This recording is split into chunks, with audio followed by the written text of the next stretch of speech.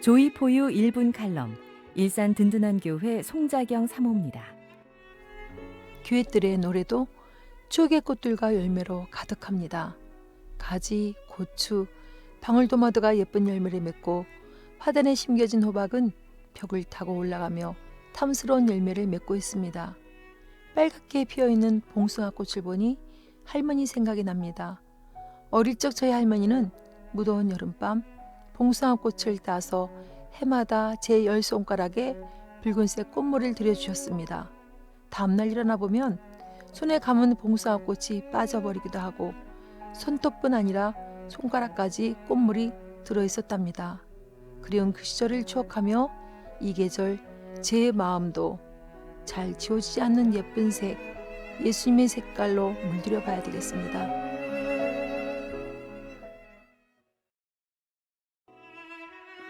조이포유 1분 칼럼, 일산 든든한 교회 송자경 사모입니다. 특급 바둑판을 보셨나요? 그 바둑판은 의미가 있지요. 먼저 바둑판을 만들기 위해서는 나무를 바닷물 같은 곳에 담가둡니다. 그러면 그대로 있는 나무도 있고 갈라지는 나무도 있다고 합니다. 그 나무들을 그늘에 놓아두면 갈라진 채 마르는 것도 있고 오랜 시간이 지난 후 갈라진 부분이 저절로 붙는 것이 있지요. 한 번도 안 갈라진 나무는 1등급이 되고 갈라졌다 붙은 나무는 탄성이 좋게 특급 재질이 됩니다. 갈라지는 아픔을 이겨낸 나무가 특급 재질이 되듯이 혹 우리 인생에 갈라진 틈이 있다고 해도 잘 극복하여 회복한다면 우리도 특급 인생이 되겠네요.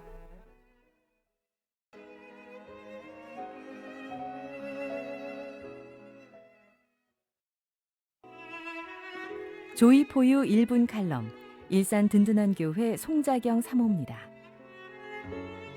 오늘도 산에 오르니 빗달길에서 노란 루드베키아, 봉숭아, 곽꽃들이 반갑게 맞이합니다.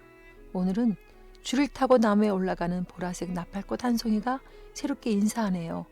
이 꽃들을 누가 갖고 오는지 궁금했는데 나이 드신 노부부가 자비를 들여 매일 정성스럽게 가꾸고 있음을 알게 되었습니다. 한쪽엔 물이 담겨진 붉은 고무통도 있습니다. 빗물을 받아 두었나 했더니 산 아래에서 등산객들이 물 한 병씩 가져와 고무통 속에 물을 채워서 꽃을 가꾼다고 합니다. 산에 오르는 자들에게 기쁨을 주기 위해 꽃을 가꾸는 노부부처럼 저도 꽃 한 송이 그곳에 심어 가꾸고 싶습니다.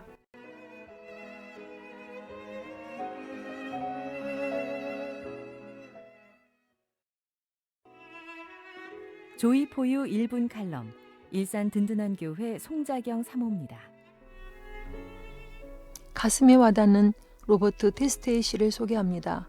언젠가 나의 주치의가 나의 뇌 기능이 정지했다고 단정할 때가 오면 나의 눈은 천진단만한 어린이들의 얼굴과 여인의 눈동자 안에 감추어진 사랑을 한 번도 본 일이 없는 사람에게 주십시오.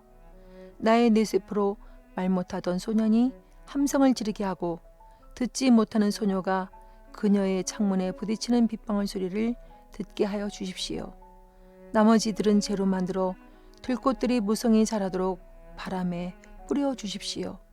나를 기억하고 싶다면 나의 친절과 행동과 말만을 기억해 주십시오. 그렇다면 나는 영원히 살 것입니다.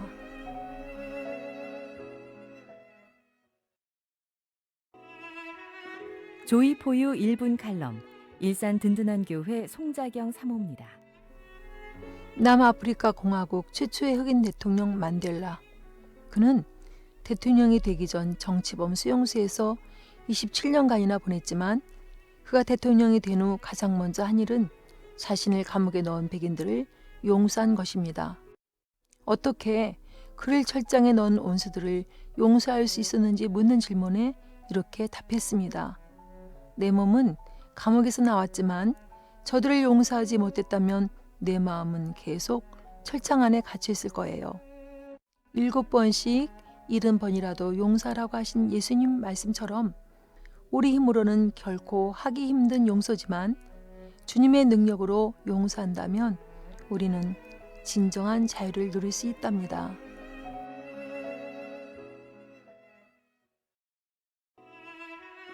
조이포유 1분 칼럼 일산 든든한 교회 송자경 사모입니다.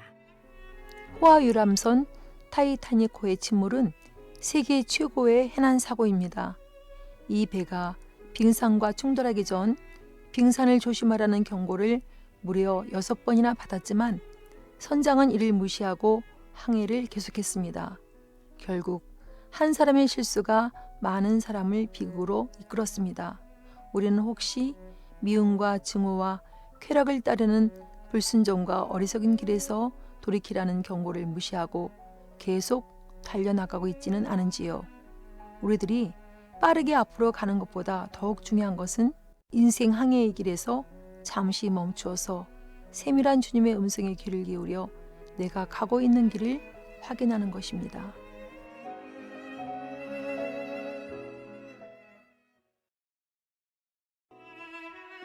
조이포유 1분 칼럼 일산 든든한 교회 송자경 사모입니다. 저희 교회 당회장실에는 작은 물고기 구피가 살고 있는 어항이 3개나 된답니다. 어항이 테이블 공간을 다 차지하여 저는 늘 불만입니다. 그렇지만 남편은 이 작은 물고기에게 하루에 밥도 2-3번씩 많이 주고 물도 매주 갈아주면서 사랑과 관심을 쏟습니다. 마음속으로는 새끼를 많이 낳기를 기다리며 이렇게 정성을 들이지만 어미들은 새끼를 낳자마자 바로 잡아먹습니다. 그 모습을 보니 이젠 미워진다고 해요. 하나님의 사랑을 입은 우리들도 하나님의 자녀가 된 자들에게 상처를 주어 실족하게 된다면 자기 새끼를 잡아먹는 한심한 구피와 다를 게 없지 않은가요?